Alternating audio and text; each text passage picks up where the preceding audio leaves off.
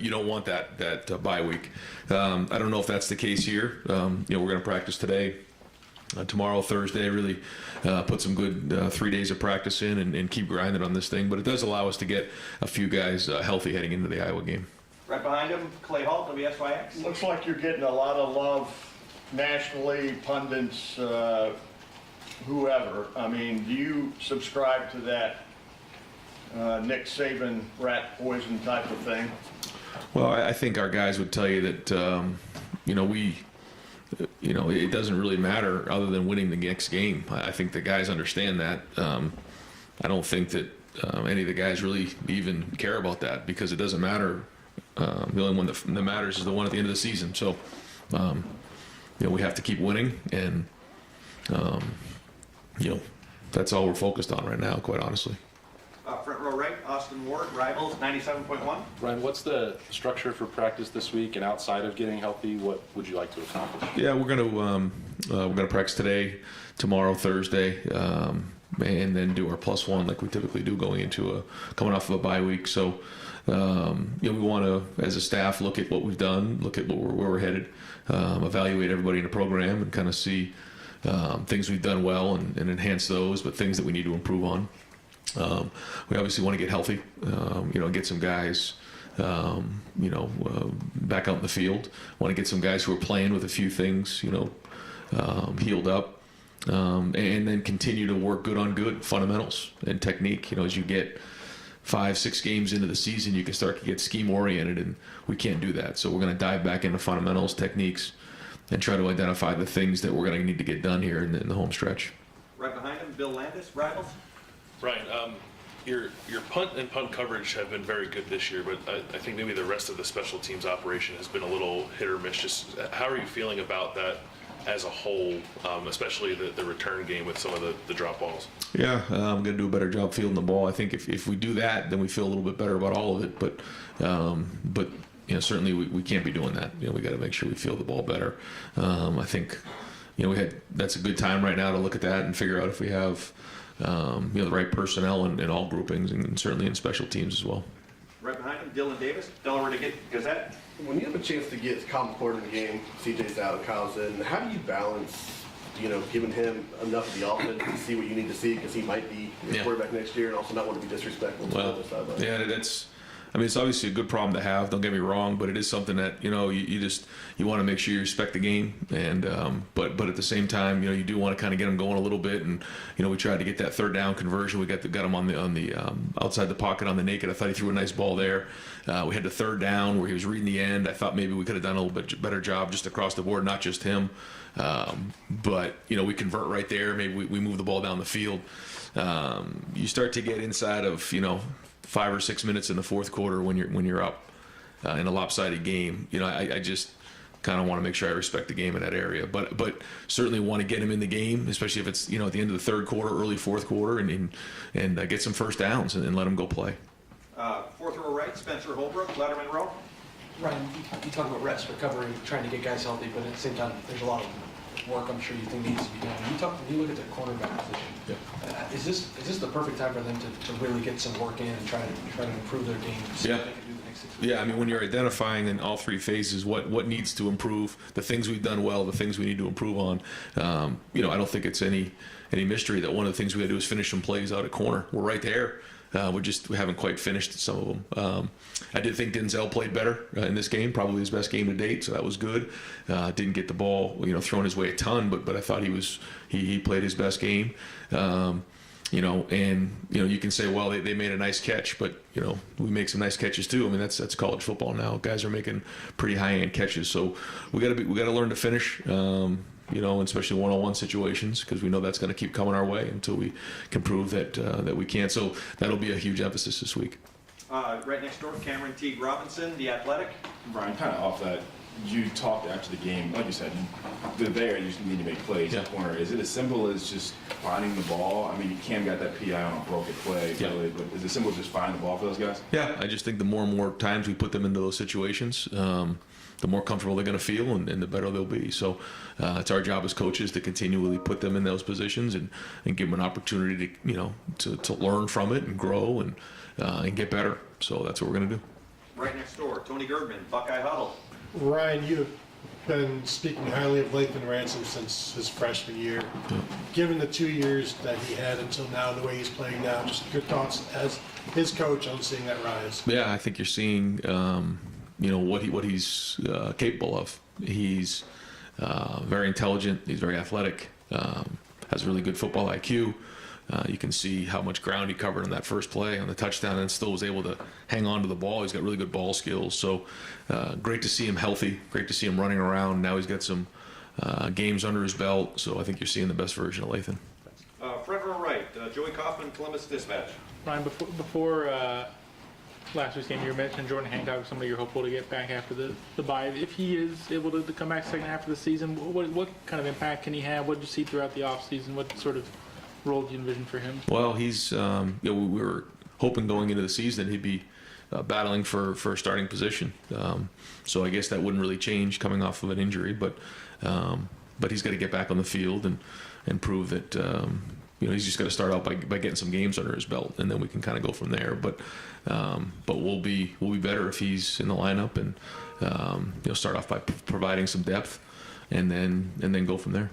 Front row middle, Dave Biddle, 24/7 Sports. Ryan, how would you describe your offense right now? It's just so multiple. I don't think it's as simple as calling it a spread. I mean, you guys are doing some offset I formation. I think you're doing more 12 personnel than ever, 3 tight ends more than ever. Just how would you describe your offense right now? We're trying to find different ways to attack the defense based on the guys that we have. I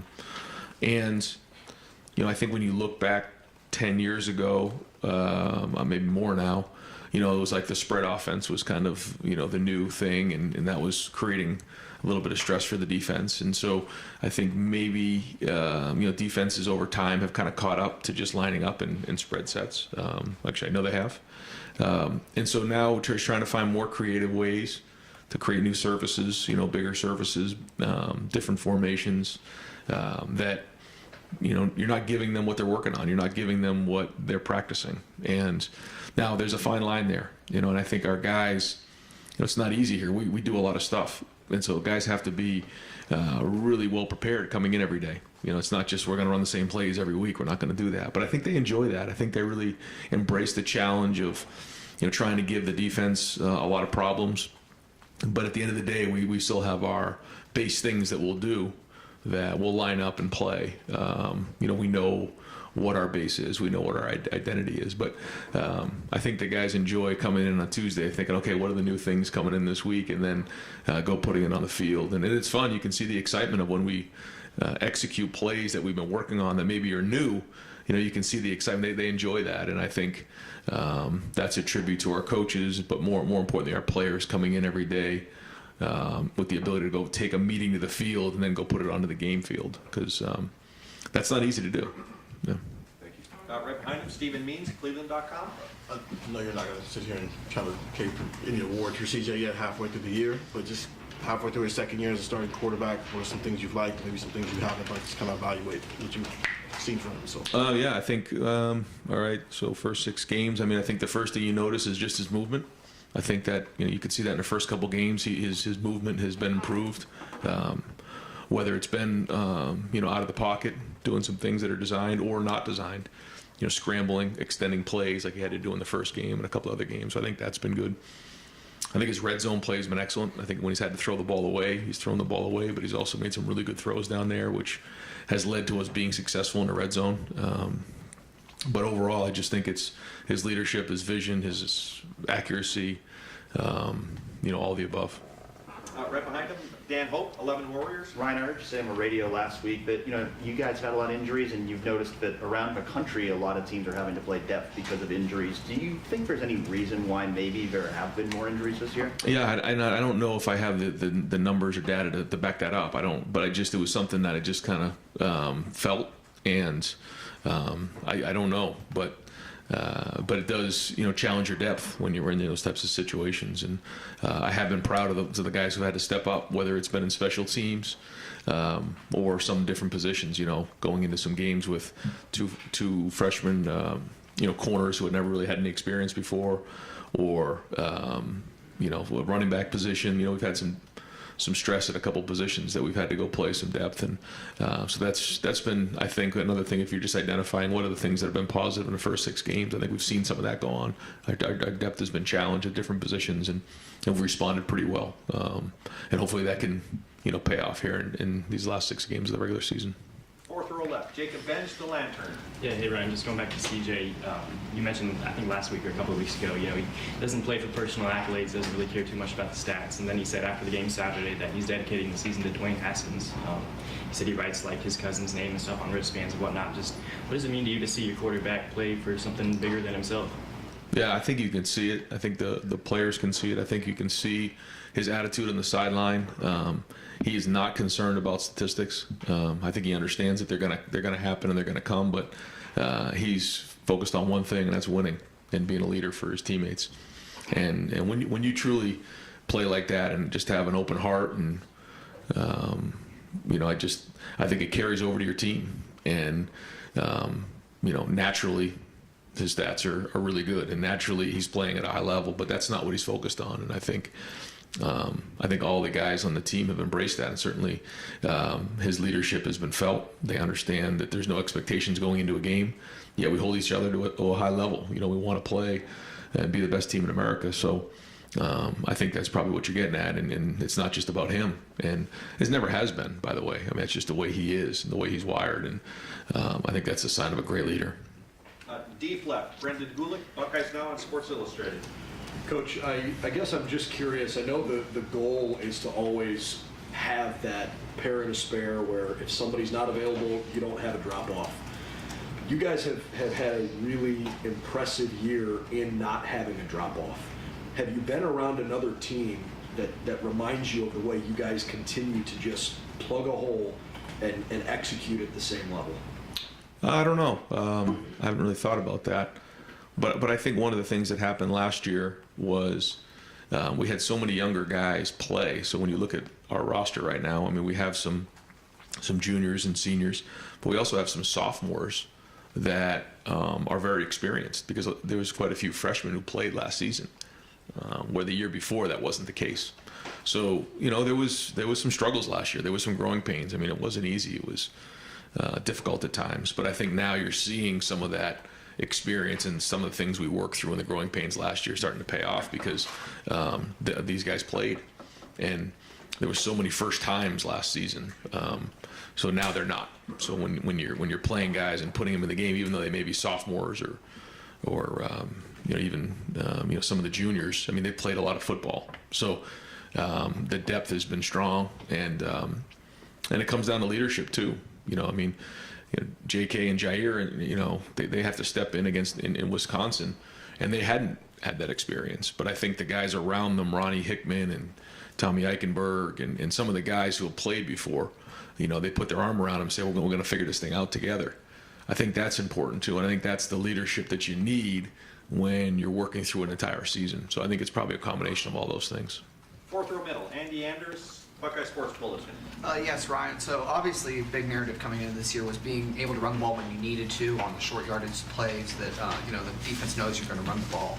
You guys faced a 4th and 1 fairly early in this game while it was still a contest and converted. What made that play successful in as much detail as you can? It looked like there might have been a check for the line, and then how did that set up the touchdown pass to Julian Fleming that immediately followed?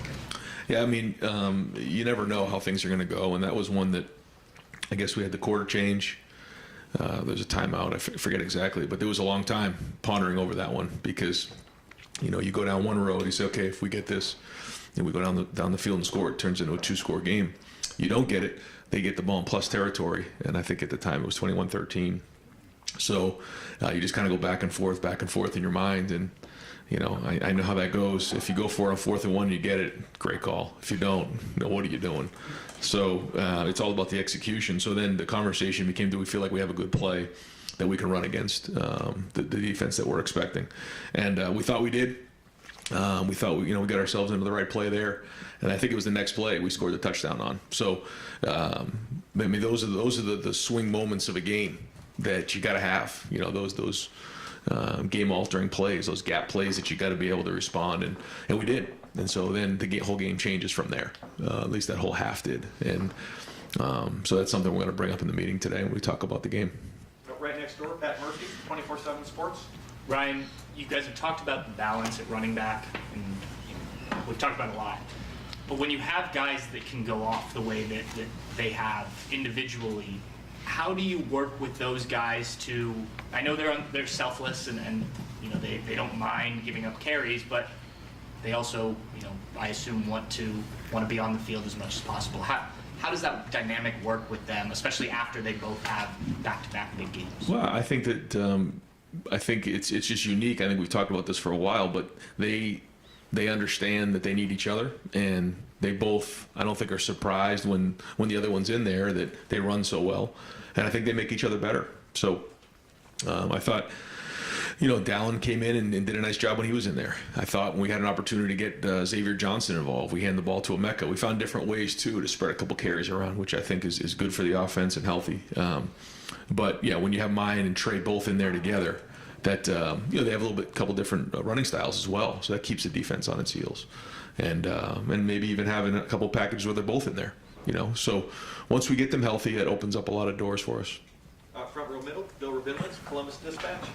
Ron, I know injury timetables are hard to predict anyway, not your favorite topic, but what's your level of confidence that for the Iowa game you're going to get some of your key guys back? I mean, Mayan, Jackson, whoever else? Yeah, I mean, going into today's meeting, going through the injury report, really for a bunch of those guys, it was, the expectations that they're going to play for the Iowa game. Now, they still have to come along and they have to have a good week and all that, but that's the goal right now, is to get them, get them healthy this week and have a full week of practice next week, and those guys are ready to roll for Iowa.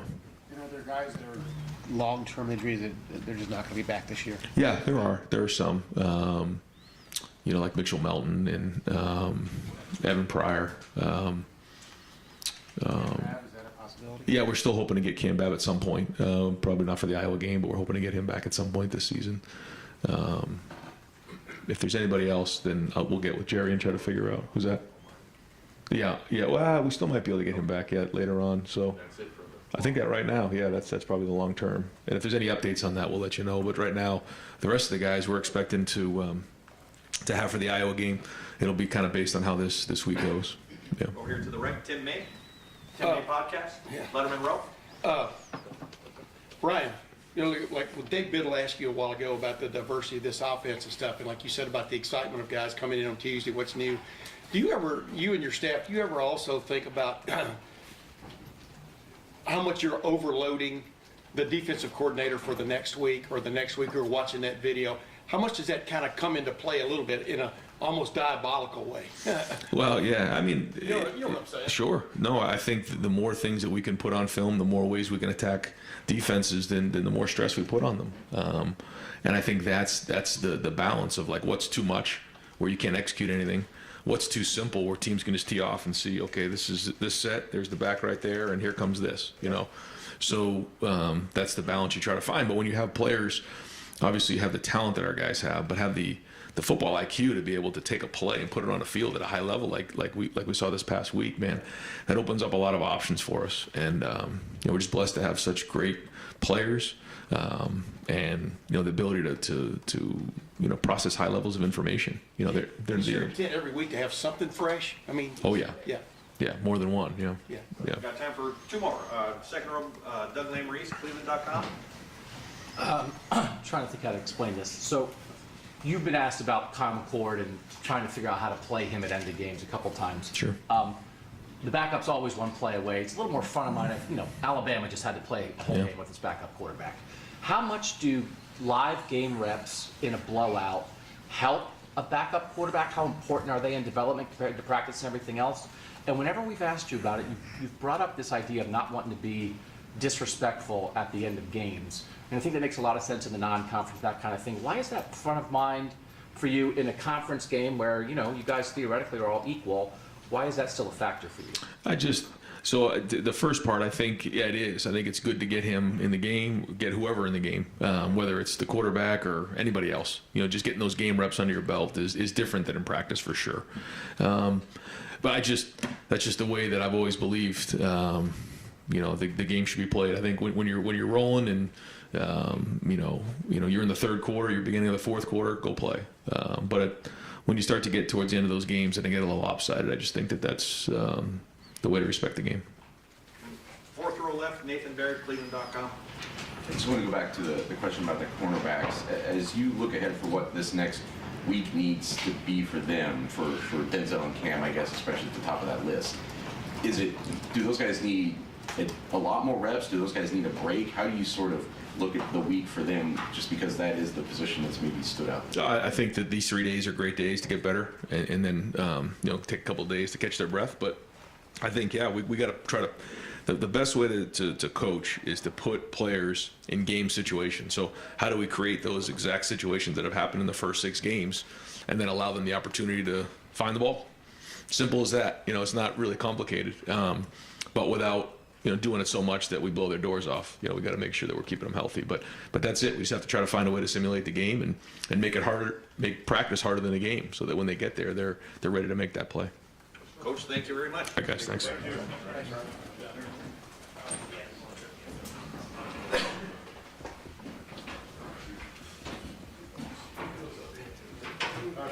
All right, folks, we're going to open up the floor for Coach Jim Knowles. We'll go fourth row left, Nathan Barrett, Cleveland.com. I'll just follow up with the same question I asked Brian, I guess, in some ways. But as you look at that cornerback position, what do you feel like this defense needs to accomplish during this week, heading into another week of game? Is there something specific about this week that you can do to help Denzel and Cam and those other guys just raise that level of play? Yeah, Coach mentioned it. You want to make practice as game-like as possible. We have, the best receiving core in the country, so you have to balance, and that's what Coach Day does a great job of, balance how many reps to get. We'd like as many reps as possible. I mean, I would, but, there's got to be a limit because you want to avoid injury and all that too. But creating as many competitive situations as we can for those guys so that they can get better. But ultimately their production on game day is my responsibility, right? So if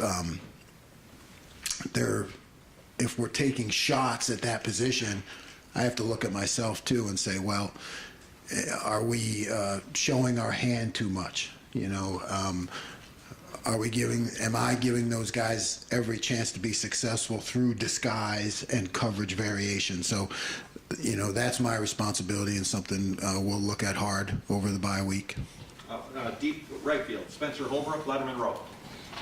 Jim, when you look at the way that your defensive line is playing, how much can they continue to help when the cornerbacks are kind of going through, I guess, in the back half of the year? It seems like if you have a better defensive line, obviously that helps the corners out, but the way they're playing right now just seems like a different level. Yeah, it's so, I say coverage and rush, they defense responds working together. So it's a group effort, and our front is productive and strong and attacking and confident, and that helps the coverage. And it's all working together, right? It's my job to make sure that quarterback holds the ball for that extra split second, so that he can't be decisive about the coverage that we're in, and that leads to more production up front, and it's better for everybody. But as much as we can keep those guys going and fresh and attacking the line of scrimmage and the quarterback, our coverage will continue to be better. Fourth row right, Cameron T. Robinson, The Athletic. Jim, kind of off that, with how good the defensive line has played, I think as you say, you were able to rush for a decent amount and still get pressure. How does that change kind of your mentality as a play caller? Decide, I want to blitz here, disguise a blitz, or play coverage with how well the safeties and linebackers are playing? Yeah, it's everything, right? If you're creating pressure without bringing extra guys into the mix, then it gives you a lot more options in terms of the coverage and looks and things that you're able to do at the line of scrimmage, pre-snap and post-snap. So as the competition gets more intense, we need to be able to have the ability to bring pressure, to add guys into the rush. And you've seen it a little bit, but we have a much larger arsenal, I guess, than we have displayed, because our front is doing a great job of getting that pressure on the quarterback without bringing extra guys. Right next door, Tony Gervin, Buckeye Huddle. Jim, I think a lot of college safeties would just be getting back now from a broken leg in the Rose Bowl. Given how Lathan Ransom has played to this point, how surprised are you that he's done so well, and how well is he playing right now? Yeah, I mean, everything that Lathan does on the field is a bonus in my mind, because we did not have, from the time I arrived, I didn't have him out there. And he just shows up. He's the guy that jumps off the video. He's the guy that during the game, as I'm watching it from my vantage point, shows up in all the right places, and he's decisive. So credit to him, and he loves to play football, and I think for a guy to come back from that significant injury is really a good story to tell. Right in front of him, Doug Lesmerises, Cleveland.com. Jim, what is your process when deciding how many reps a guy is going to get in the game, between the position coach, yourself, maybe even Ryan is involved in that? How do you work that out, and sort of who has the greatest say there? And then whenever you're maybe thinking about starting somebody new at a position, how serious of a decision is that? Is it just, hey, the guy who can help us win the most is who's going to play? Or is there any hesitation of maybe taking a guy out of the starting lineup and putting somebody new in? I think it's always you have to know your players, and if a guy's battling for a position and it's back and forth and not that much needs to be said. Those kind of battles, they happen, one guy's on the rise, just playing better. But I think if it's a drastic change, you have to make sure that, we do, that the players are aware of it, the parents, the whole group, everybody, from Coach Day on down. We're very sensitive to that, to make sure that, because guys put a lot of work into this life that they lead. So it's our job to be up front with them. So different situations, right? I mean, if it's a close battle back and forth week to week, not much needs to be said. When it comes to reps, yeah, I think, most of the time that goes to the position coach. I mean, that's ultimately a position coach's responsibility, but Coach Day will weigh in, or I'll weigh in if we think there's a need to. But I mean, we have a lot of great coaches, so they really manage that. When you create a group of these guys are game ready, that's these guys are game ready, and that's what we talk about. Who's game ready? Once a guy is deemed game ready, then really it becomes up to the position coach how they rotate him back and forth. Front row middle, Dave Biddle, 24/7 Sports. Jim, halfway through the regular season, you guys are ranked 7th in the country in total defense. What's maybe one thing you're really happy about with your defense, and maybe one thing that you're like, we've got to get better at this? Yeah, I'm pleased with where we're at in the run game. We can be better, but I'm just pleased in the way we're fitting things and the way that we're playing fast. Guys seem to know the scheme and where they fit and where the ball's going to come out. You feel good about not getting creased. Guys are in the right places, which is always important, particularly with a new scheme. And then, we third downs, right? I'm pleased with that. I think in both the run game and third downs, we still have more that we can do. We're just starting to approach the level that we want to be at, but there's more that we can do in those two areas. And then we got to be better at those 50-50 balls. I mean, that's just the reality of playing defense is you can play great all game and they can just toss a couple up in the air, and if you don't win them, you give up a couple touchdowns, and that's the game we play, but we want to get better in that area. Front row middle, Bill Rabinowitz, Columbus Dispatch. Yeah, Michael Hall Jr. had 2.5 sacks, I think, at only 7 snaps. First of all, how good is he? What's it like to have him on your defense, and why only 7 snaps? Well, he's coming off an injury. He's battling injury. He's fighting his way back. Mike loves to play, so he comes into practice and maybe doesn't re-injure or doesn't feel great, and then has to back off. So it's like a push-pull kind of thing. You're trying to get him those reps during the week. So we just thought it would be a good idea to ease him back into the lineup, someplace where he could just be aggressive, and play fast. And that was the plan. His production for 7 plays is exceptional. Obviously we'd like to play him more, and he will as he gets healthier, but that was definitely the plan this week, and it worked out well. Right next door, Joey Kaufman, Columbus Dispatch. Jim, you mentioned, at least with Tommy, the way he picked up the defense, that middle linebacker spot was really advanced for somebody who coached. Steele's the other guy starting with him, and somebody who didn't play a ton at the position until last year. What do you think of the way he was able to learn stuff this offseason and then take it to the field through 6 games? Yeah, Steele is he's just making continual progress all the time. Smart, enjoys playing, has picked things up well. I think what you're seeing in Tommy is advanced. I think he's really kind of not the norm, but Steele has picked it up at a sound pace and has become more and more productive as the weeks have gone on.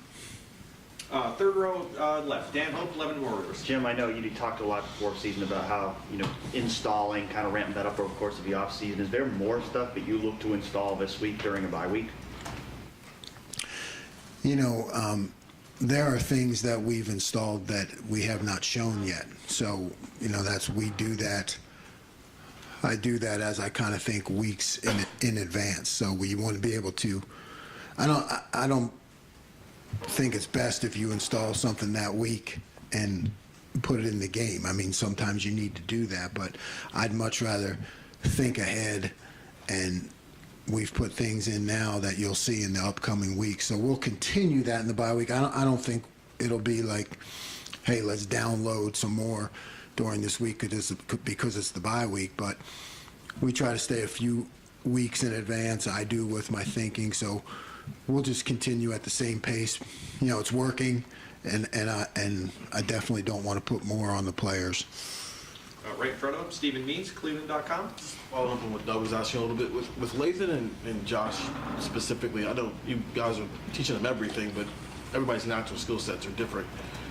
Can you just talk about the difference between what Lathan brings to that safety spot versus what Josh brings to that safety spot, and how that maybe shows up in the game? Yeah.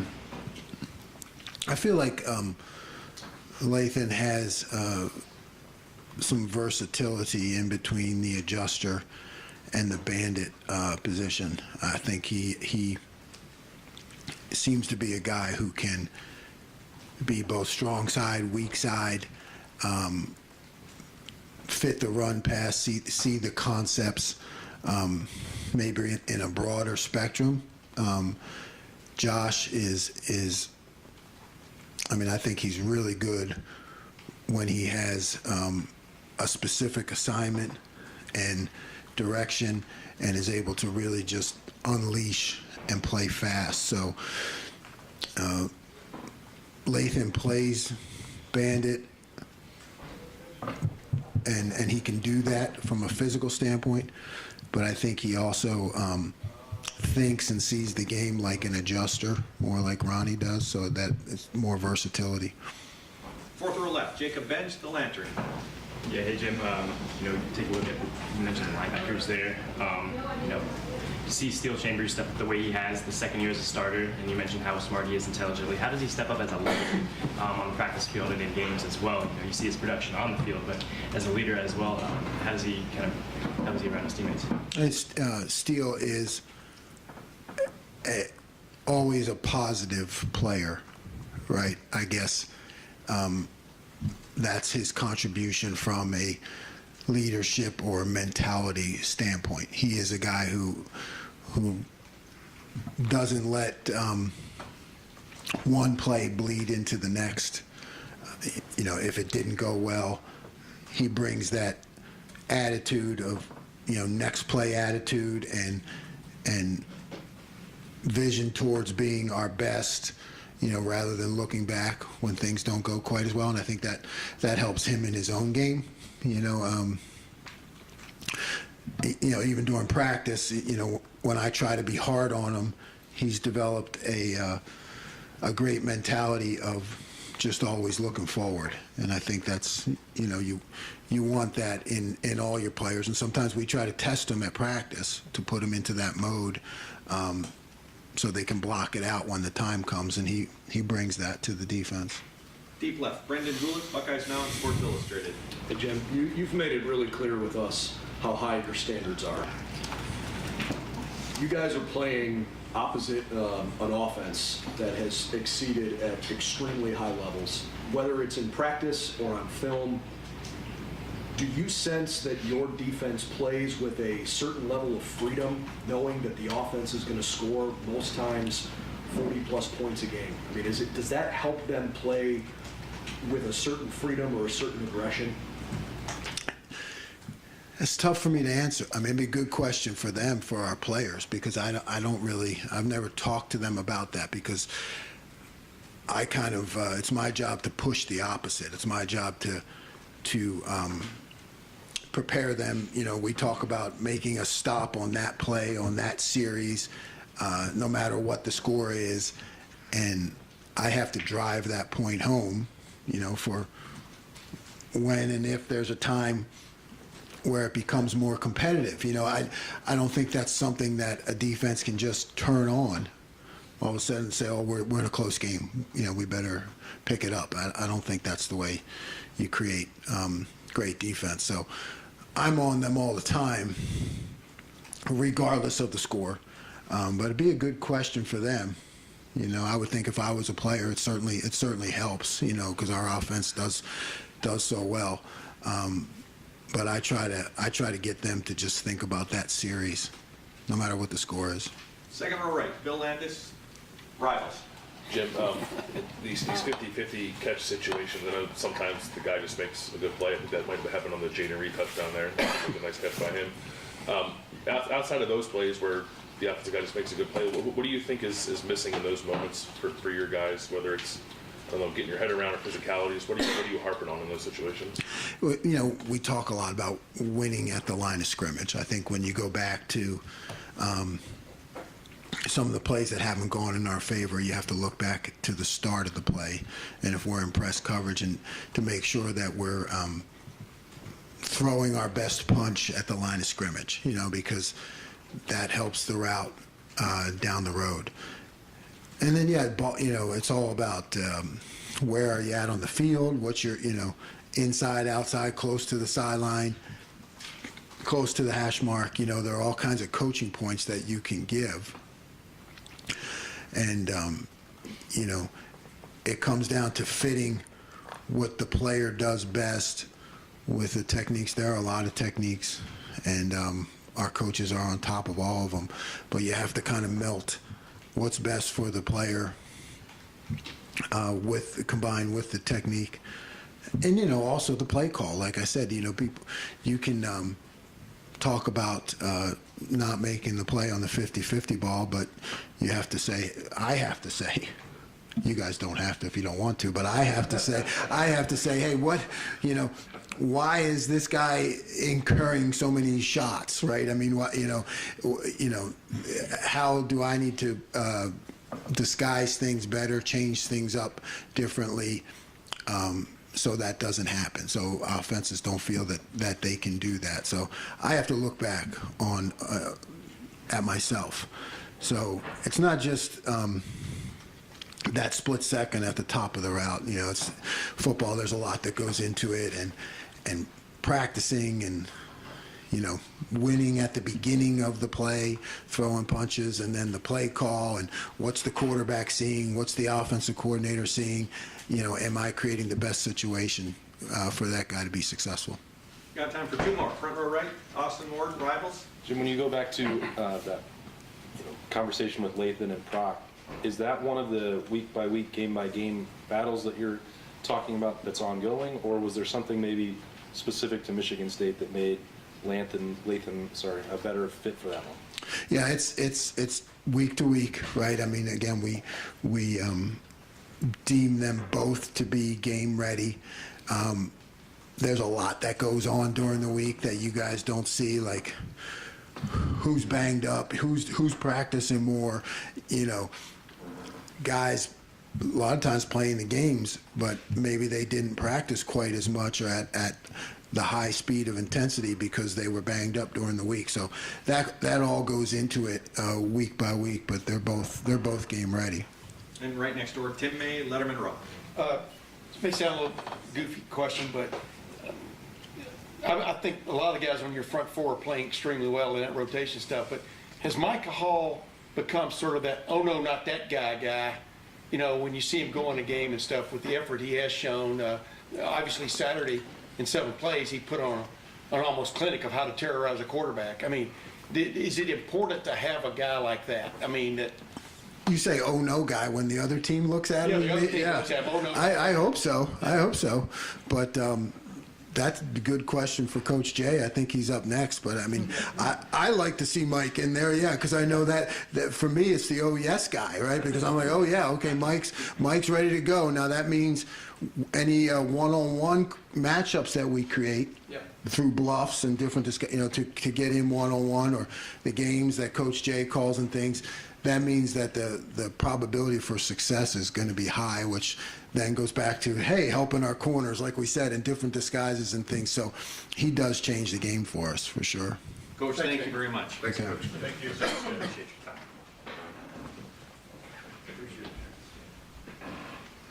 Thanks, Coach. All right, we'll open up the floor for Coach Johnson, 4th row, middle. Mike Hall. Get everybody hands for Mike Hall. Oh. Andy Anders, Buckeye Sports Bulletin. So yes, this question is about Mike Hall. All right, go. What do you want to know?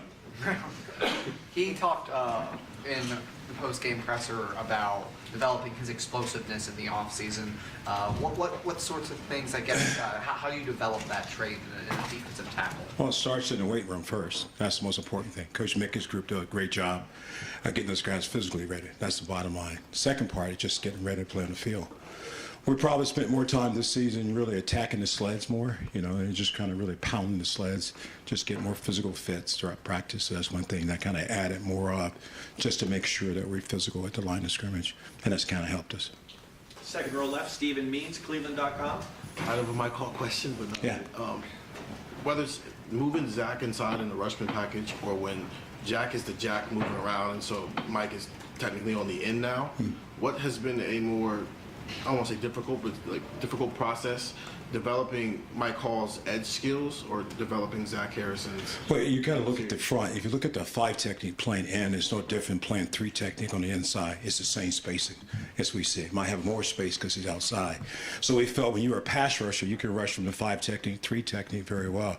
You want to see him in a 9 technique wider than that because he would be out of space, too much space for him. So we felt that playing a 5 technique is with his skill set, it gives him a chance to still rush the passer. So that's why we do it. Yeah. Front row middle, Dave Biddle, 24/7 Sports. Coach, what's different about Tehran, other than the fact that he's a 5th-year senior and has the experience? He came in as the #1 D tackle in the country.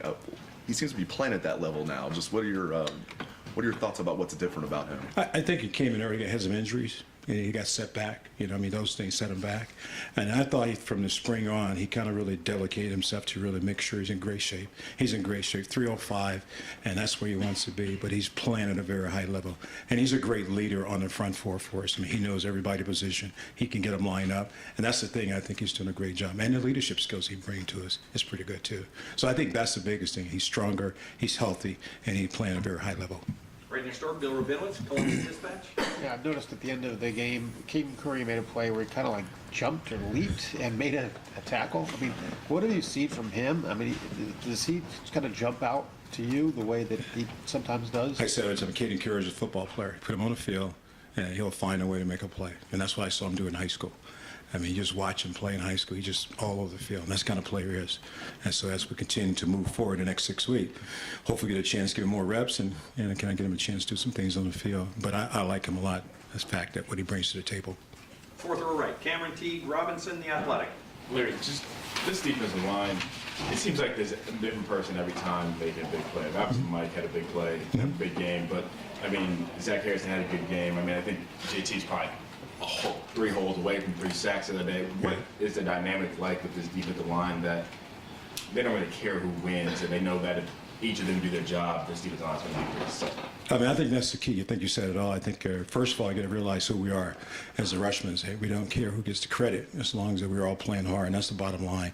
And that's something we sell in the room. You know, let's play as a group, let's play as a unit, and we're all successful when everybody has one play. So Mike Hall had great plays, but it celebrates everybody. You go watch the plays, you see a guy that got blocked, guy got free, and then Mike is making a play. And I think that's the testament to the players themselves, understanding exactly what the Rushmen mean, playing together as one. You know, that one pack is what I call it. Right next door, Tony Gerben, Buckeye Huddle. Larry, when you guys are charting after the game, GAs or whatever, do you guys keep track of holds and who gets held in terms of the defensive lineman? Who gets what? Who gets held by the offensive line? Not much necessarily. We watch and cut it up, put it on a videotape. You can't dare you send it to the officials, right? You can't send it to the officials. But yeah, we watch it and just see it. Just the kind of guys know it. It's frustrating for our guys. I know it is. You know, just try to keep them. It's part of the game. We just got to keep pressing away, and that's what we try to sell. But yeah, so we have a lock of all those plays. Yeah. If I say that JT is leading the team and being held, would you agree with that? Where would you put him on the standing? Oh, he's getting some extra credits. I think there's some extra attention, as would say, for some reason. But that's part of it, though, right? It really is. You know, and then you look at the game, look at the play, and you worry about the defensive end. So you start tripling, you start doubling, and when you start doing that, you turn somebody in loose one-on-one, and that's why the matchup's pretty good for us. Before you'd have one defensive end who was really good, and you might have another guy, then you double, you got nothing. So now when you decide to chip both ends, you turn 2 guys loose on the inside one-on-one. Maybe the center slide to one guy, but you leave one guy one-on-one, and we count on that one-on-one to win for us.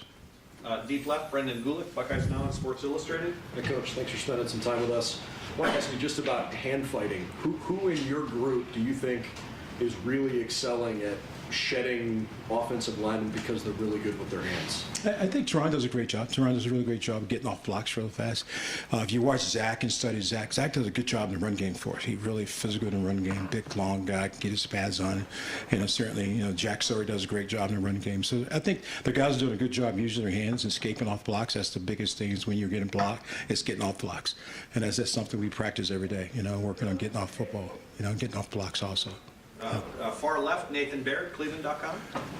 You guys were a little reticent to give us a lot of details about the Jack and what was going to happen there coming into the season for obvious reasons. But looking back on that now, the 8 months from the Rose Bowl to the start of the year, how much did you have to teach Jack Sawyer about that spot, and just how do you feel like he's progressed in that spot, and what is still on the table for him in the second half? There's still out on the table that we still haven't done yet in the Jack package. So we have to teach him. Him and Javante has been our 2 guys that we've been training for the Jack, and that's why you see Javante goes in and we train him for a Jack position. But they also have to learn how to play defensive end, and so it's kind of like double duty. So you got to be careful how much we put on his plate because he's got to play 2 positions, even though they seem similar, but they have different techniques to go around. So progressively, we're move forward in it. But we still have some things that we need to do, that we can do, I should say, in the Jack package. Yep. Front row right, Joey Kaufman, Columbus Dispatch. Larry, is there any sort of frame of reference for what Mike Hall did on Saturday to have 2.5 sacks and like 7 snaps every read? play with a more efficient game. Okay, so let's break down Mike Hall. All right. So Mike Hall has been injured. He was hurt, and so the game plan was to limit his reps just so we can get him through the bye week and get him healthy. And so we decided that maybe we just rush him on the third down package, just trying to give him a chance to get on the field and keep his skill set going. So that's what happens. So on third down, he goes to the field to rush, and then rushman package, and he got the one-on-one, and that's what you want. You want to get one-on-one. You double Tehran or double somebody else. You don't let somebody go free. And I thought Mike did a great job with the rush. We twisted a little bit to try to change it, try to create matchups.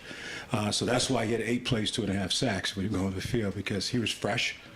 He didn't play 30, 35 plays in that time frame, but that was the game plan going in. It was a surprise to everybody, but we wanted to keep him fresh and healthy and going into the next 6 weeks. And we thought that's the best way to handle it for this game. Had it changed, somebody got hurt, he might have played 40 plays, but it didn't happen. So very fortunate we got him out of the game without getting there and re-injuring himself, and then now we can move forward. Right next door, Tim Mick. Yeah. Well, now you've answered the Mike Hall thing. I wanted to ask you this. You have a unique perspective here. You were on this staff so many more years before Jim Knowles showed up. What is the biggest difference you've seen on this defense compared to a year ago? Not asking you to maybe cast aspersions, but what do you see that you really like about the way this whole defense is playing, Larry? It's a different philosophy, first of all. It's a totally different philosophy than anything I've been a part of as defensive staff. You're talking about a guy who can move the yardstick, can move the bodies, can put guys in great position to make plays. And I think that's what he does well. He can see the game very well from up top. He can call a great game. And I think that's the biggest thing. We're playing at a high level because you know what you're doing faster. You do it faster. But this is a different scheme because I can't compare it to last year or a year before because it's a whole different scheme. But in other words, what you're saying is y'all are more place specific. I mean, explain that when you talk about guys being able to move faster and stuff. And the key is when you know what you're doing in your position and you do it over and over again, you play faster, right? That's the key of doing your job. And so he allowed us to do it for multiple sets, the same job, but for multiple sets, if you understand what I'm saying now, right? So that's why I think it's much easier.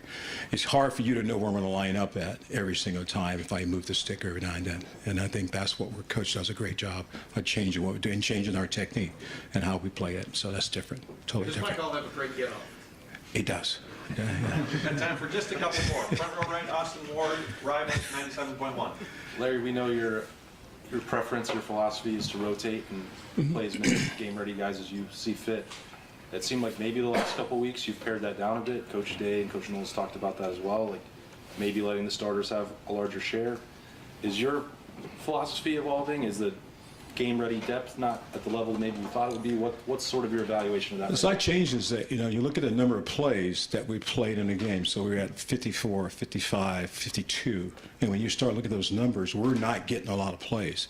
And so you kind of force yourself. You have to play those guys longer to get them game ready for when you got to play 60 or 70 plays.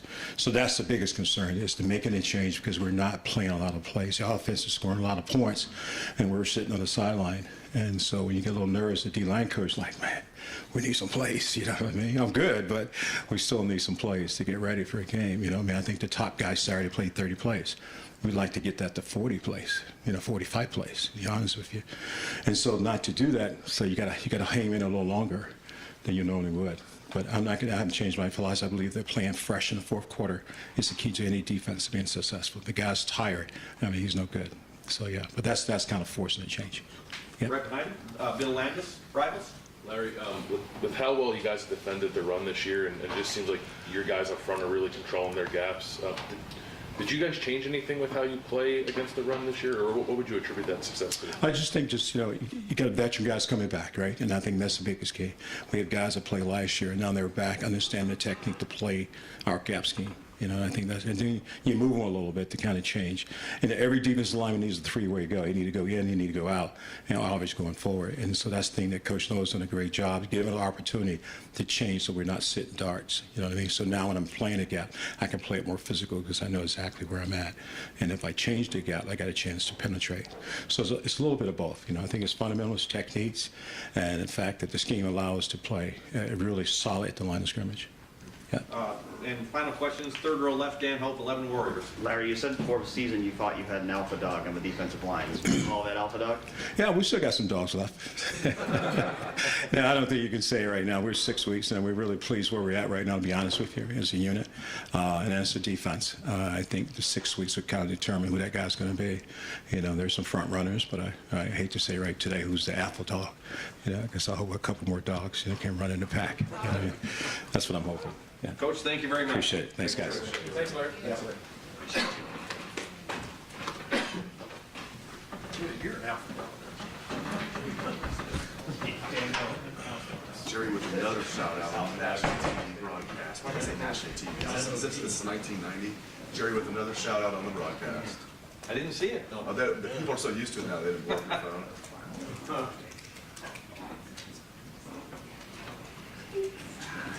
All right. I'm going to get everybody out of here and on time for their flights or their drives or anything. We'll open up the floor for Coach Fry, front row middle, Dave Biddle, 24/7 Sports. Move this up. Hi, Justin. 6 games through the season, it seems like the O-line's playing well overall. What are you most pleased with, and maybe what's one thing that you still feel like we got to get better at this? Their weekly approach. You know, these guys aren't settled with like, oh, we had a good game last week, let's go.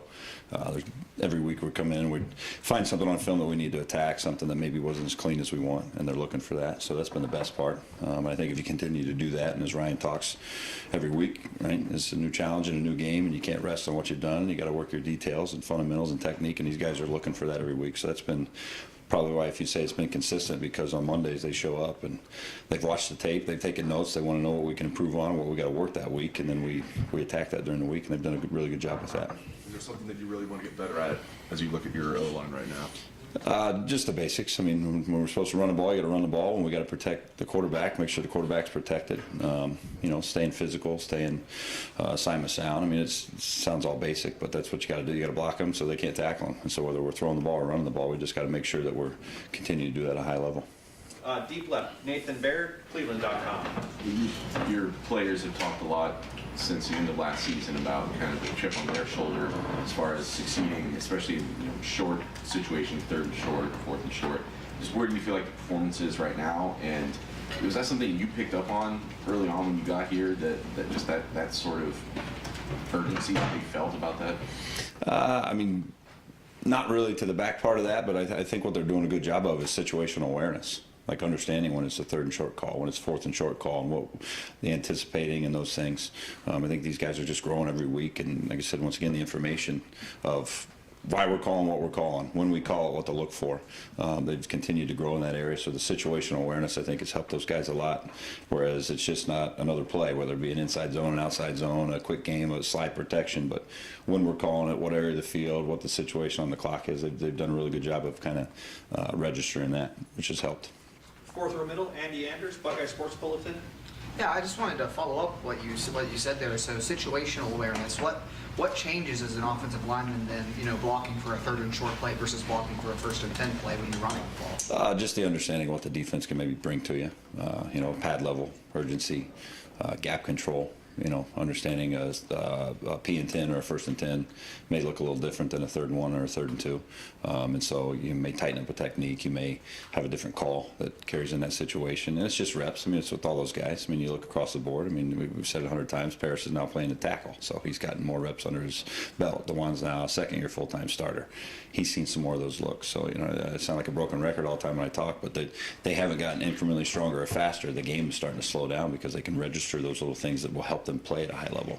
And they're really starting to do that. And like I said, that's week in and week out. The next week they come in and it's not, all right, we played this team last week. It's the same. It's, coach, what's the answer? What are we looking for here? Because they really want to be bit into that.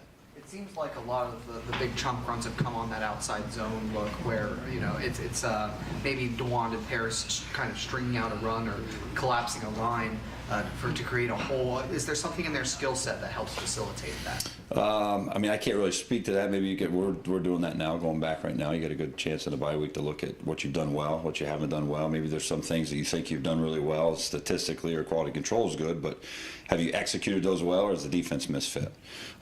I think for our guys, though, yeah, our tackles, they're big and athletic, right? So if we can put them in the best situations to run off the ball and have whether they're double teaming or they're man blocking guys.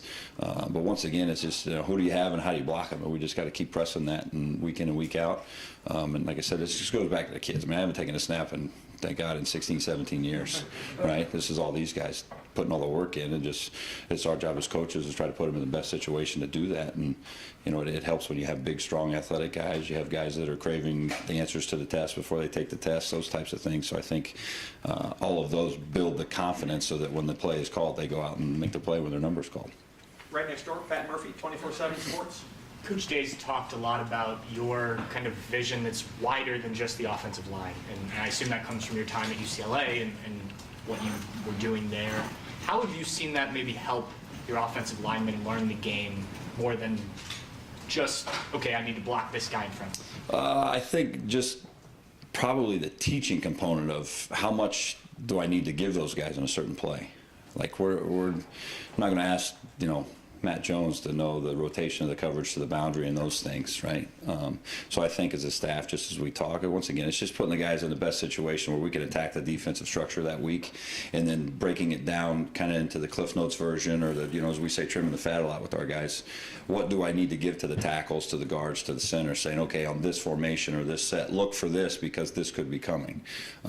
So I think just the funneling of the information, probably helps. But I've always really tried to do that.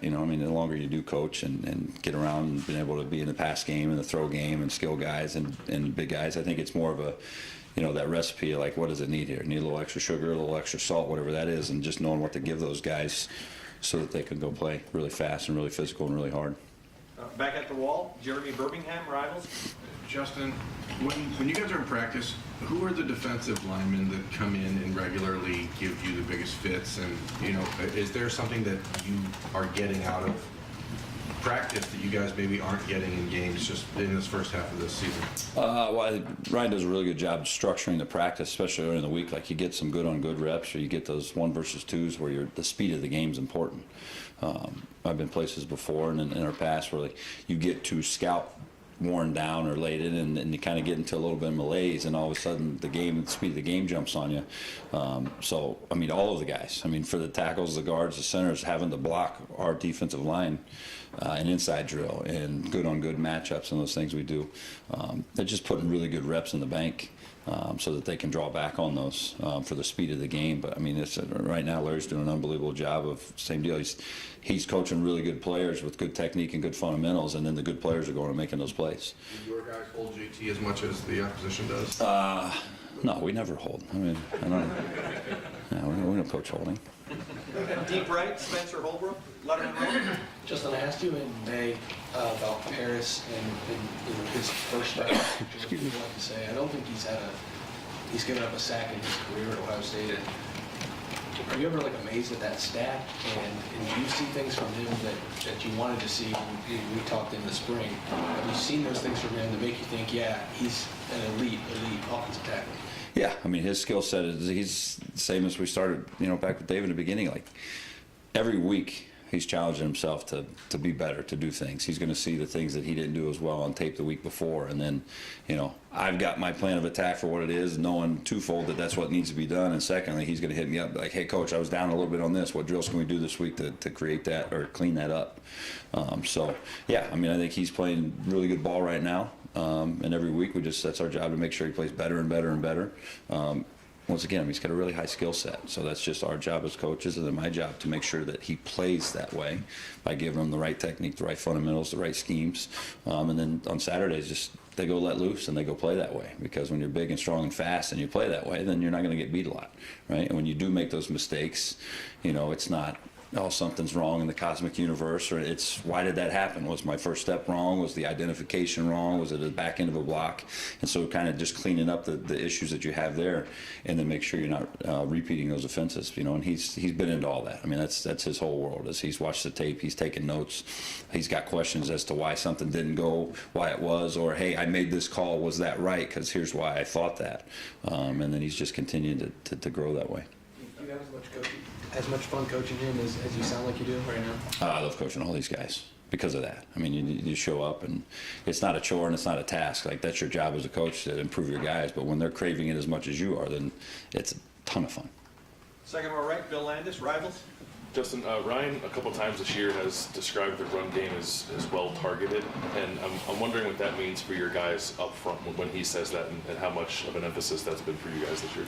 It's a weekly process because the structures, it's twofold. You see structures week in and week out that they put on tape, and then everybody's going to try to throw something at you to throw you a curveball. And so you got to give the kids tools to, if there is a look that might be a little different than what you've seen, how do we make sure we're still, blocking the 6 or the 7 or the 5 guys we're targeted to? And that comes through film study, that comes through the tip sheets, that comes through walkthroughs. And our guys, I mean, we go all the way through the end of the week by Thursday and Friday, where they're really feeling comfortable about all the looks that they could see, because you don't know what you're going to get. But I mean, that's ultimately what you're striving for, because, as I said before too, like, who do you have and how do you block them? It all starts that way. Ryan says it all the time, especially to young guys. If you don't know who you're supposed to block, then how can you have any success, right? And that sounds so simple and so elementary, but that's the starting point. And so for us, we've got to make sure that we understand what front we're facing, who the identification is, and then what technique do you use to block who you have. And we just harp on that because you're timed to task of, once again, really good players playing really hard and really fast. Well, if we block the right guys and we leave the safety for the backs, then the backs run over the safety. If we protect the right people and pass off a twist because we know it's coming, then CJ drops back in rhythm and throws the ball and gets it down the field to all the guys he's throwing it to. So, just constantly harping and having them become habitual with communication. How many downs, who do we have, and then where do we go from there, and not just assuming things or blocking looks or guessing. If we're all on the same page, it's the wrong page, at least we're blocking 5 guys, and that's where you turn those could be negative yardage runs into the ugly 1 or 2s. And I think we've done a good job with that, kind of eliminating the wholesale negative plays so far this year. Far right, Clay Hall, WSYX. You've had some kind of snappy sayings there. Is there one that you use more often than trim the fat or extra sugar, extra salt? I should use those for me because it's a training table. I get a little heavy during the season, right? I need to trim some of that fat and less sugar and probably more salt to stay hydrated. But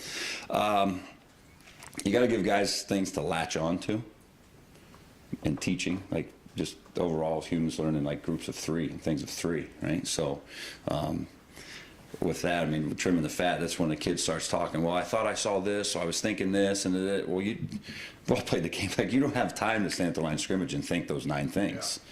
Yeah. All right, it's 4 down, there's the point, he's here, I'm doing this, and then go execute at a high level, right? So that's just kind of the mindset that we use in the room of, you're going to paint this big picture, right? You got to start with little brush strokes there. So what is that? Who's the downs? Who's that guy? Okay, I have 1 from there or 2 from there. I have no one from there. I have help. I don't have help. And then let your technique take you home that way. And just really have, I'm not smart enough to do it any other way. I got to be systematic for myself so that when they ask questions on the sidelines or they come over and say, Coach, that backer bumped out to here, I can draw it up and say, okay, we're going to go to this. And then they grasp onto it. And it's not, well, maybe we'll try this. And because then they're looking at you like, well, shit, if he don't know, then maybe I shouldn't be doing this, right? So that's the message delivered to them. But yeah, probably there's a few things in there that I have, but they just become so habitual to us in our room that's common language to us. I like putting up 3 fingers when we score a touchdown. When they see that, they know we're kicking a field goal for the extra point. So that's a good one to throw out. Front row right, Austin Ward, letter Rivals. Justin, Matt sort of suggested maybe a couple weeks ago to me that foot was never going to be completely right for him this year. I don't know if that's true or not, or how much to talk about it, but it just seems like he's hurt but not injured, wants to keep playing and battling through it. What have you seen from him physically just to get out there every single week? And then if it does catch up with him at some point, I don't know if it will, what have you thought about Enoch and Fryer coming in to help there? Yeah, I think that the first part of your question, simple, is Matt's like a lot like we talk with Paris and Donnie and those guys. Like, Matt's never played like a full season. And so Matt's learning what it feels like to really be the guy all the time, right? You know, I've told all those guys, the minute you play major college football, you're never going to wake up in the morning feeling great ever again. You're going to crack your ankles or your wrist or your elbow or something because it's the nature of the position, right? So I think more than that, he's just learning that's kind of what the game is. It's not hampered him at all. I mean, he's playing really well. You know, still moving guys in a run game when we're asking him to, protection-wise, coming off and doing some things. So not any big issue there. And then, yeah, I mean, the big thing with those other guys you talked about is just creating depth with all those young guys. And we've been fortunate enough now where we've gotten a lot of those reps that are late in the game where guys are up in the true double digits, almost triple digits, getting some good gradable tape and being able to go play the game.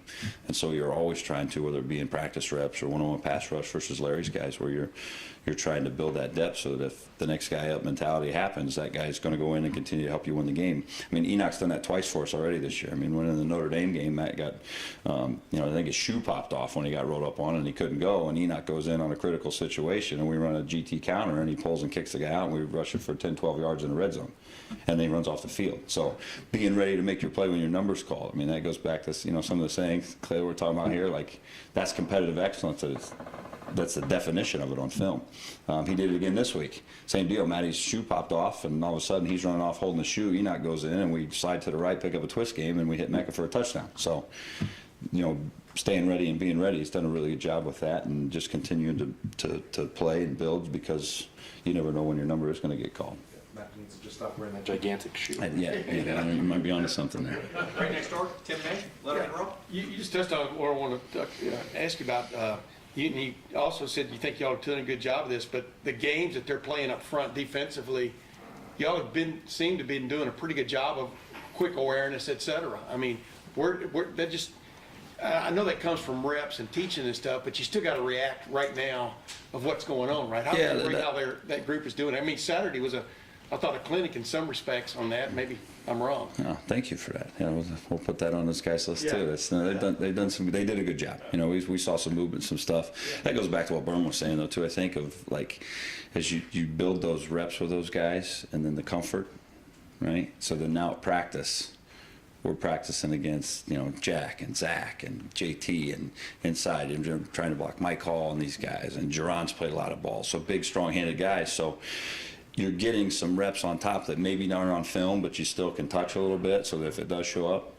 And so for us in the line play, what is that? Yeah, if you can move some stunts and some movements up front on top of just lining up in an over or under front, you know, we're able to do that now with our guys because they've got banked reps and they understand the speed of the game and they have some of those things. So it's not flashing on them for the first time and then you're drawing it up saying, oh, right? Maybe you haven't drawn that exact twist game up, but they're accustomed twists because, you know, it's hard to block. Like I said, you got JT and Jack Sawyer all of a sudden mugging up there in practice, and you're working on a twist game against full speed guys that way.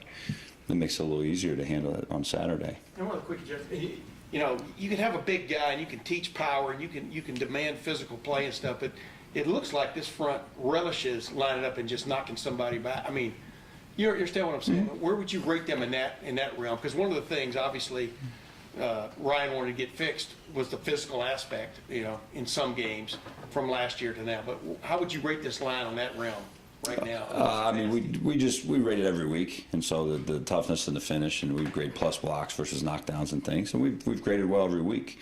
But you have to. That's kind of in the realm of toughness itself. Like you have to bring that every week. You don't play tough one week and then forever you're a tough team. Like when your number's called, you got to make the play. Like toughness for me Saturday was 4th and short at the -40, and we made the call, the guys executed the call, and then the next play we go down and we score a 50-some yard pass play. So that's toughness in itself as opposed to maybe mauling a guy all the time or breaking a guy's back over a pile and those things. But it's a week-by-week thing that you just, once again, you got to hamper. If you don't see it on tape and you see a guy pull the parachute or stop early, you got to tell him about it, right? If you see a guy that does it well, then you got to highlight that and say, we need more of this and here's why. And then they feed off of that so that it doesn't become something that they're looking for in a situation of like, oh, I have to do this now, but it starts kind of becoming habitual for those guys. So, you know, week by week, that's how you judge it. You know, and circling back to the beginning of it, you have to start there. You can't just put a stamp on it and say, well, now we're tough, right? Because we did X, Y, and Z. You got to do it every week. Right behind him, Doug Lamreese, Cleveland.com. When you guys are in your offensive game planning meetings each week, just what are the ideas like in there? What's Ryan like in there leading the show? What's it like with everybody collaborating? Just can you describe that, your first year here, what's it been like? Have you seen the movie The Hangover? When he's coming down the escalator and there's pi times radius squared, and all of a sudden there's all these ideas and stuff that start flowing. No, that's a bad joke. So, yeah. So, I would say just it's fun because like, we all see through the same lenses and we all speak the same language. So it's from a staff starting point. Like we know what our guys are good at, the skill sets that they're good at, and how do we find those plays to get them into, whether that be formationally, whether that be personnel grouping. Those are all things that week in and week out, doesn't matter who you're playing, you got to kind of, vet through those things. And then as you start, once again, we use again trimming the fat and going through they're all good plays. Like you're never going to put up a play on the board and be like, this is a crap play, let's run this, right? They're all good, but if you get spread too thin or you're too heavy one way, that's not good. So we just do a good job of, like I said, looking through the lenses of, all right, what are we good at? How do we need to attack this coverage? How do we need to attack this formation? And then what is good within that based on the skill set of what our guys can do? And then you just kind of piece it together that way. And then as you go through the week, the kids are heavily involved in it too. I mean, you present, we like this and this, and all of a sudden, Luke Whippler may come back like, hey, coach, I really feel good about doing this block on this one versus this. Is that something we can look at? And then you say, yeah, we can adjust that. Or, you know what, that's too difficult. You know what, it's too much thought process in it. Let's take it out because it's time to task that way. So, but that's a weekly deal based on who you're playing and the defensive structure and, who's in the game plan, who's playing, who's not playing. Those are all things that we have to look through. But, but it's fun. Early in the week, it's a lot of fun because you're watching a lot of ball, you're watching a lot of tape, you're getting a better feel for what's coming at you, and then you try to attack yourself early in the week in practice so that by Saturday the guys can go out and execute those plays. Guys, we're not going to be able to get through everyone, but we'll go a few more. Front row middle, Bill Rabinowitz, Columbus Dispatch. Yeah, Justin, speaking of Luke, he said one of the things he likes about you is the way that you've been able to tailor coaching to each individual player, not just the position, the skill set, personality. You just got here, this year. Can you describe the challenge of doing that, and what was your kind of strategy for doing that? Challenge in positive connotation, I would say, because that's what, once again, in coaching, that's what you're supposed to do. Just early on, getting a feel. You got to find a common ground for each kid and who they are, what they're about, what pushes them, how do they react to certain situations or certain things, and then ultimately just coaching those guys. So as we've alluded to a couple times, like so that at 4th and 1 at the 50-yard line, everybody does their job, right? If the left tackle and the center needed hot pink tip sheets because that's where they see it better, and the right guard needs 72 walkthrough reps, and the right tackle needs yelled at this many times or fired up on this, whatever you have to do to get those guys to do their job, that is your job as a coach, right? Because as I said, like I haven't taken a snap in a long time, and the ones that I did back in the day at the end they were pretty rough anyway, so it's probably a good thing, right? So, but that's the fun challenge in coaching is understanding your guys, coaching your guys, getting them to go maximize themselves, and then when they have success, like you feel good about that because you've helped them do what they want to go do, right? And that sounds super cheesy, but that's just a fact. That's why college football is fun still that way because big, strong. DeJuan Jones walks through the door frame and he's huge, but he's still just a 21-year-old guy. He's still just a young man learning and growing. And Paris, and all these guys, they do all this stuff. Matt Jones is a 5th-year guy. You say, oh, he's an old veteran. He's 22 years old, right? 23 years old. Like, he got a lot left to him. So finding the ways to help those guys maximize themselves, but ultimately for us to win the games, that's the fun challenge in it, Bill. Third row left, Dan Hope, 11 Warriors. Justin, you guys have done a lot of different things in the run game this year that Ohio State wasn't doing last year. What has your role been in kind of helping bring some of those ideas to the table in the run game? Well, it's not so much me. It just goes back to what we talked about before, like game planning. Like I think the skill set of the guys that we have and what we can do, and we're able to do at a high level, you try to find those year in and year out, right? And so, just as you go through the room, you look at all those guys in the staff room. It's not just me, but Tony's coached a lot of good backs, and they've run it a lot of different ways, whether it be inside zone, outside zone, some pin and pulls, some zone reads. There's a lot of experience in there. Obviously, when Ryan and I were together before, we were in the 50-yard line and 32 personnel a lot of the time. So I think just the mix of everyone in that room having expertise of history of what they've done and how they've done it, and then able to kind of tailor that to our guys that we have now has been the biggest part. So, me, nothing. I got to get the 5 guys up front to play really hard and block the right guys. If it's my idea one week or it's somebody's this or it's collectively us, And it doesn't matter as long as we're doing it at a high level right now. And that's what we say. That's what we judge week in and week out to make sure that when we're supposed to run it, we run it. When we're supposed to protect, we do it. And that's a whole group effort versus just me rolling in a room. Right in front of him, Stephen Means, Cleveland.com. Brought up the 4th and short. You didn't get it on the 3rd and 2 the time before that, and then obviously the quarter ends. Are you harping on run that ball again? It's just because 4th and 1, just because of the way you talked about needing to be able to run the ball when everybody knows running the ball. So you may be harping on that. Well, you just have to have a call ready to go that if that's the situation is needed, then you're comfortable with the kids. I mean, we didn't call a bad call on 3rd and short that we didn't get. We just, you got to execute it better, whatever it may be. But then on to the next play. Like, in that case, when Coach Day's standing over there and we're all talking on the headsets, what do we like? Where do we want to go? He's got a mindset of what he wants to do and what he wants to call, but you just need to have something available that your guys are going to execute well because they have confidence in it. They've done it during the week. They've seen the looks. And so, yeah, you got to have something in your pocket ready to go if, as we talk about as a staff, and just so that the kids can go do it. And final question, front row, middle here, Joey Kaufman, Columbus Dispatch. DeJuan came into this year a little lighter than he was before. Just what have you made of his first 6 games? Same deal. I mean, I think he's playing football higher level than he ever has because he wants to, right? Just like you said, all those things that may be little things as a younger guy or that you don't know are big things, as you start playing more, become big things. So being able to keep your weight down so that you can play faster and you're not as fatigued late in the game, being able to, stay after practice and get some pass sets or some extra work that he wants to work on with his hips or his hands or his feet or whatever it may be. The run drills in practice. I think just the drills and the work as you grow up and you mature and you start seeing the big picture become more important. Not that they weren't before, but the understanding of why am I doing this rep, and then the application of this rep in an individual drill or versus the defensive line, and where does that apply to a game.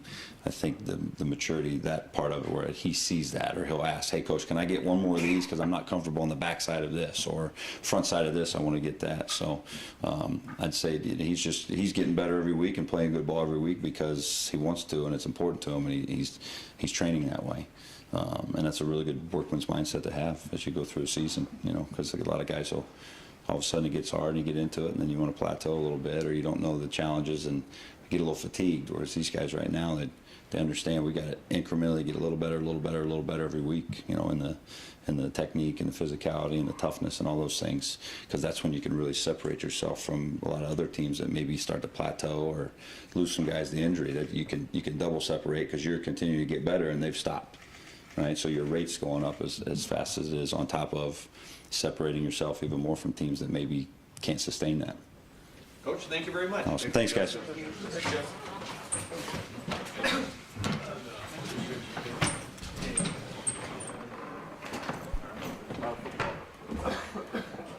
You had a good question today. Yeah.